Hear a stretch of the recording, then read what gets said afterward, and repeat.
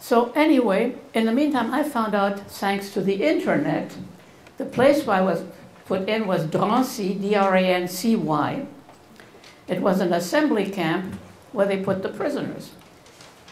I found out that this was built originally by the French for about 5,000 families, apartment houses.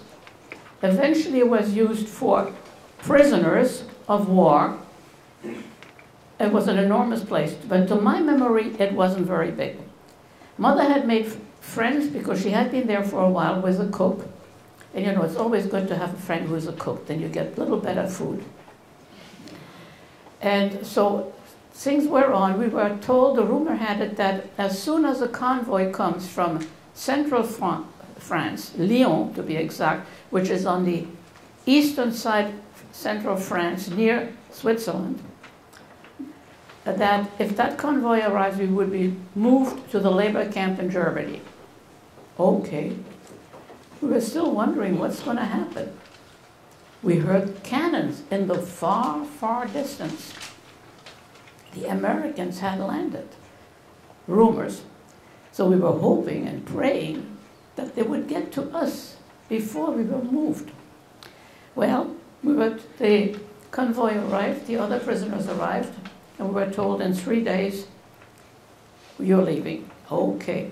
In the meantime, I asked Cook, I said, Cook, I don't want to get to the labor camp. I want to escape. You know, I was a tomboy. So he said to me, no problem. I'll give you the tool. I'll give you a crowbar and a saw. You just make sure you get your blanket and roll the tools into your blanket when you go to the railroad station. Okay, the day came. By the way, the cook was not a Jew. Half of the people in there were not Jewish. So we moved to the railroad station. I cannot for the life of me remember how we got from the camp to the railroad station. But I have a funny brain. If I can't change it, why remember it? I know I got from one point to the other, period. We got to the railroad station, and that's what we saw. The first class cattle car, I call it. Let's see if that works. The pointer doesn't want to work. Do I have? Ah, yeah, here it is. So this is a door. We were lined up outside here, and that's the way it looked to get inside. Come on. Your fingers are too big. Okay, this is the only window we had once the door was closed to get some air into that cattle car. Before getting in there, there was a guard, a soldier standing, and I said to Mother, Mother, you know, we all have to die. If it's true that they kill people in those camps, well, that's our fate. But if we survive, we'll learn a lesson. I don't know what I meant, but you can ask me later on. Anyway, in the meantime, we also decided not to be mother and daughter anymore, because rumors again had it that they would not leave a child with its parents, or vice versa. And we were both about the same size, so we were sisters from now on. The train left, we were embarked into the train. That's the people getting into the train. We got in there, sat down, we sat near the door. They crammed us 60 people into that cattle car. All we could do is just crouch on the floor. So anyway, they closed the door and the train started moving. Now my point was, if we're going to escape, all 60 of us have to escape. We have to do it before we leave France, because half of them, if not more, were French. Other ones were Jewish people who didn't speak German. Neither one spoke German. If they spoke a semblance of German, it would have been Yiddish, which is like a Tex-Mex. They would have been in Germany recognized immediately and arrested. So we had to do it like the first or second night at the latest. I decided I want to do it the first night. So as soon as it got dark, I got up and I said, okay, make room in the center of the car. Why? Was it? Well, we're going to escape. I'm going to make a hole in the center of the car.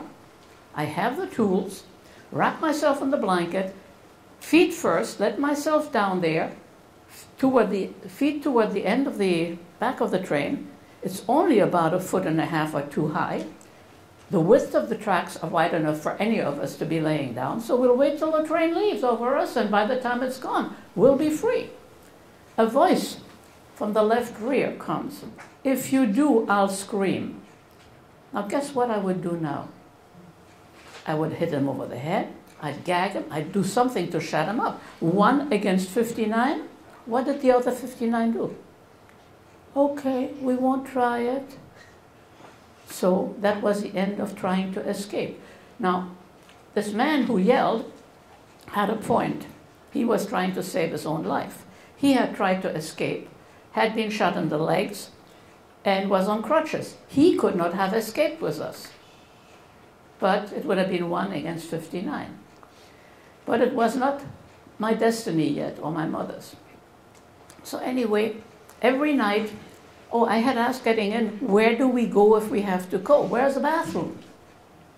So the guard pointed to the right-hand corner of the cattle car and said, there's a bucket there. Well, every night, the train stopped, and it would open the door, and they would take 2 people to walk out the bucket, to dump the bucket. Well, I started now making eyes at the guard. I can remember him. If I could draw and could do painting, it would be great.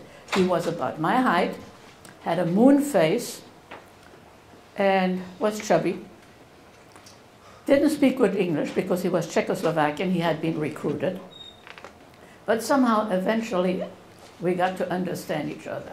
So every day, I would start talking to him and eventually said to him, me and my sister, we don't want to go to the labor camp. We want to escape. So he said, the next stop is the stop of the oh, come on. That's not what I want.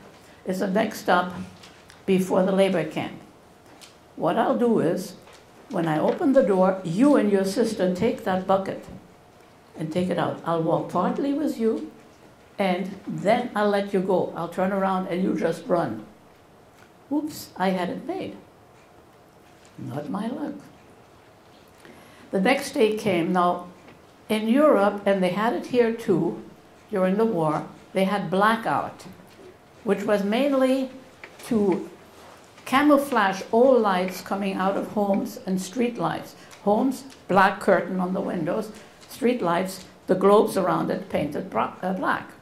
So we get to the station, he opens the gate, turns around and points at the lamppost. The only lamppost on that railroad station where the globe had been broken and a nice bright white light was shining. So he just went shrugging his shoulder and saying, I can't let you go, because then the guard on the next car would have seen it and he would have been in the cattle car with us. So that was the end of trying to escape. I found out later on this was about 10 miles from my hometown where I was born.